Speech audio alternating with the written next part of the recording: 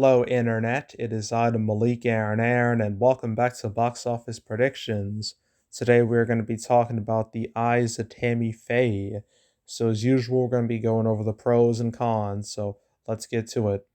Pros are two leads here: Jessica Chastain and Andrew Garfield.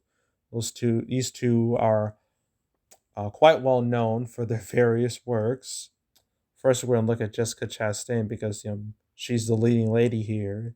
She's like the movie's, you know, she is Tammy Faye, so naturally we talk about her first.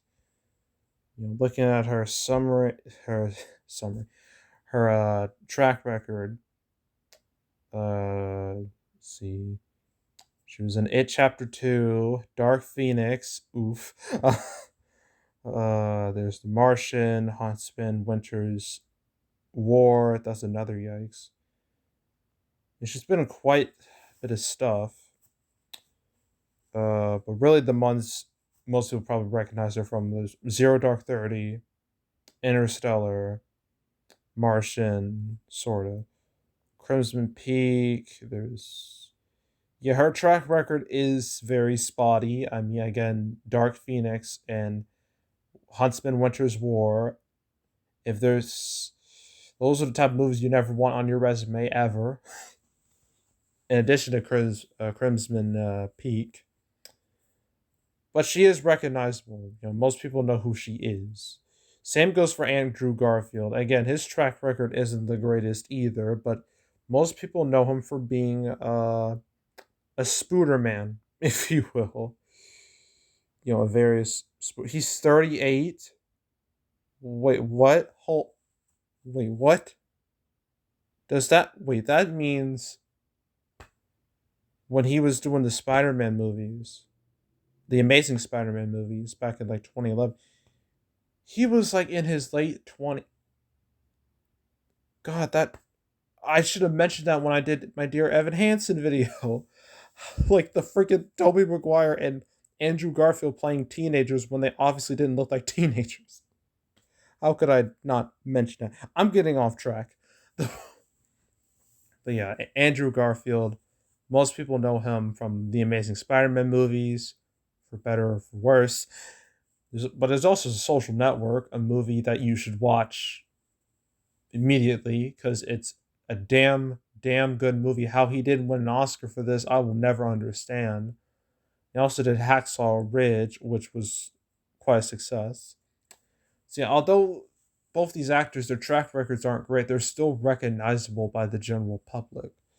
So I would consider that a relative pro. Another pro, I guess. The reviews are fine enough. They're not the type that'll help win this movie awards, but they're good enough for general audiences. They're not going to be a turnoff, so we can consider that a relative pro. Another pro I can think of. Well, I guess this isn't really a pro or a con because uh the whole biographical movie can go in two different ways. On one hand, you could be a huge success. On the other hand, you could be a complete bomb. I mean, there's too many examples of success and failures. I mean, I guess darn. Trying to think of one off the top of my head. Most of them are music based for some reason. Well, there was Respect last month. That did terrible. So I guess we can call that definitely, you know, uh, the bad side of the biographical movie. I guess there's some others I can think of. There's Steve Jobs, which was tragic because that movie is very good. But on the flip side, on the positive side, I mean, there's a bunch of musical ones with Bohemian Rhapsody, Straight Outta Compton, some others that I can't think of right now. Some sports related, like 42. You know what? Let's look at the whole genre because there's too many. Way too many. It's absurd. Oh yeah, Judas and the Black Messiah, that did bad, but that was part of the HBO Max experiment, so it didn't have much of a chance, did it? Just Mercy did Bombshell did Richard Jewell bombed. Beautiful Day in Neighborhood, Harriet, Rocket Man, Unplanned. That was biographical. What? I didn't know that. Yeah, it gets really weird because there's too many different subgenres with this. But yeah, biographical movies are kind of they're inconsistent with success. So let's just let's just say that. Okay, cons. This movie came out last weekend in like 450 theaters. It only opened to like $652,000. So its per theater average was pretty dismal. And when it comes to like a limited release movie going wide, usually it needs to do really well on limited release. It needs to have like a strong per theater average because that strong per theater average will convince people that hey, this movie seems like a big deal. I should watch it. And then when it goes to wide release, people watch it. That has happened numerous times in history, from American Sniper to Gran Torino to Hidden Figures to La La Land to what else? I'm trying to think of others. 1917. I think that was the last big one we got for, I think, some period. Because we haven't, because since the pandemic started, we haven't had like a big, you know, limited release to wide release movie. And I don't think this is going to be that movie, judging by how it did last weekend. So, yeah, I would consider that a con. Just it didn't do too hot last weekend, so what chance does it have this weekend, right? So that's a con.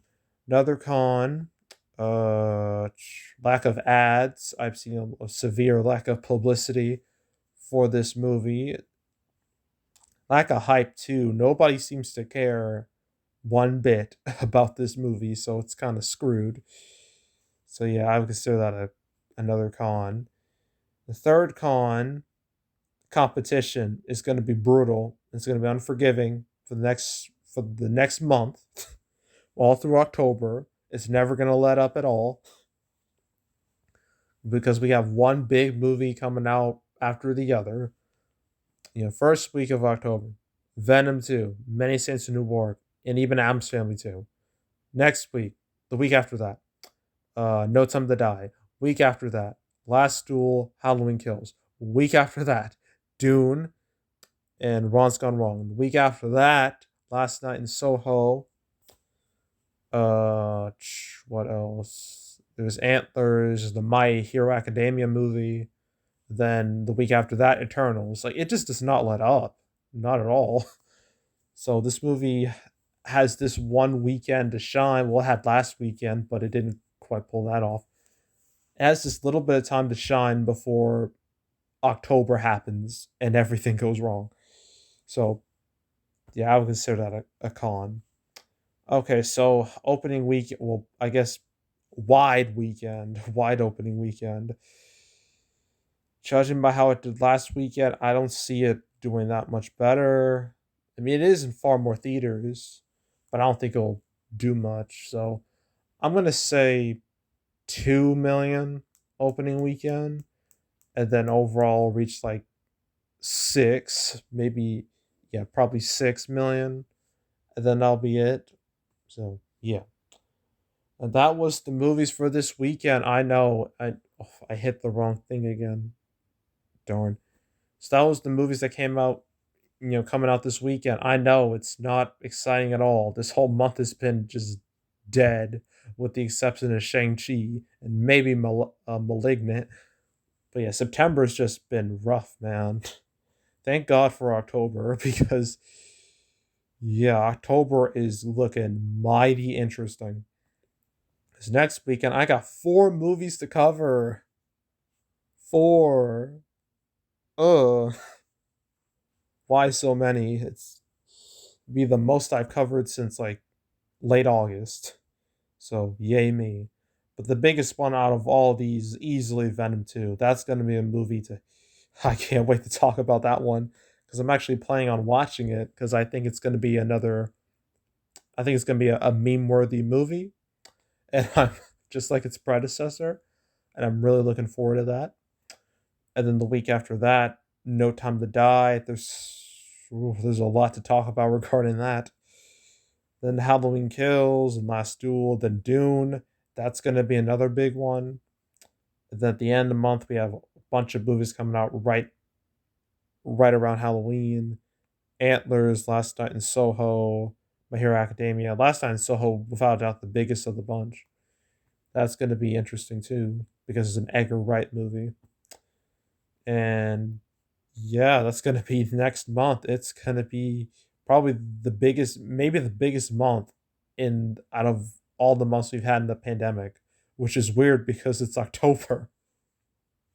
Like October is not exactly a big money month, but this year it certainly is. So yeah, that's going to be real interesting. But yeah, yeah. Darn, I lost. It's late. Okay, cut me some slack. But yeah, overall, yeah, that's it. That's all. Make sure to subscribe, like this video, leave a comment, turn on notifications, share the whole drill. Want to check out more videos like this? Got playlists on the homepage with all previous um, prediction videos I made this year, big and small. Want to watch any of those? You can go right ahead. There's also the canceled series where I go over all the movies that were supposed to come out but didn't. I just did one about the Clifford movie moving back into 2021, getting a Paramount Plus release, and Fantastic Beasts 3 moving to April of next year. And if you want to watch that or any of the other canceled videos I made, there's now 82. That way you're up to date on all these movies. Go right ahead. There's also box office recaps where I go over the box office results for any particular month. Summer recap videos, the two-parter. I've done one video. I've recorded one video. I just need to record the other, and then I'll upload both of them over the weekend. Okay, that's how it's gonna work.